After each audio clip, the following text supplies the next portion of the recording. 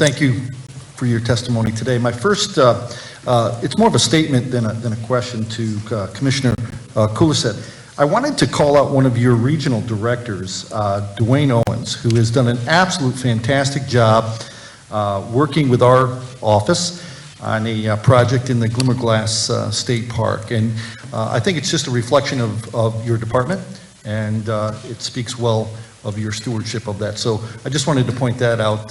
Thank you. And get that out there. It's always good to hear, sometimes when you hear the good things instead of always the challenge ones. Commissioner Ball, I have a question for you. When it comes to processing, I think we all know that there's a huge need for it, both on, I think, the dairy side and on the meat side.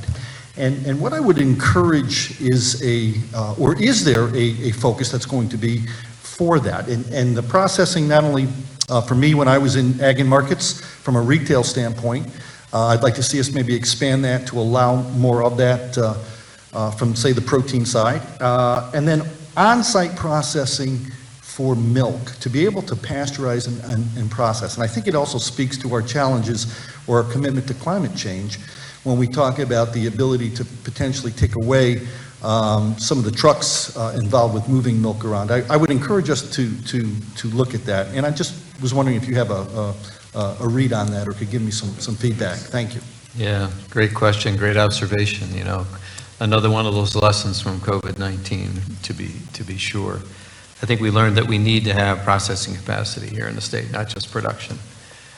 We've been frustrated with meat processing in particular, the USDA, side of it. We reached out to every single custom operator in the state and offered them some of the USDA funding to expand. We reached out to every one of our USDA already facilities to do the same thing. Workforce, Yep. workforce. Yep. We have a great effort in the new year here to work with Empire State Development and have a kind of an inter-council about how we work together to attract more processors of more foods in the family size packaging in particular that would help us in the event we go through something like that. And, being a former processor, if I can help in any way, shape, or form, I'm not only asking the question, I'm extending the hand for help. So count on that. Thank you. And then lastly, I have 7 counties, and I have some of the best fairs in those counties.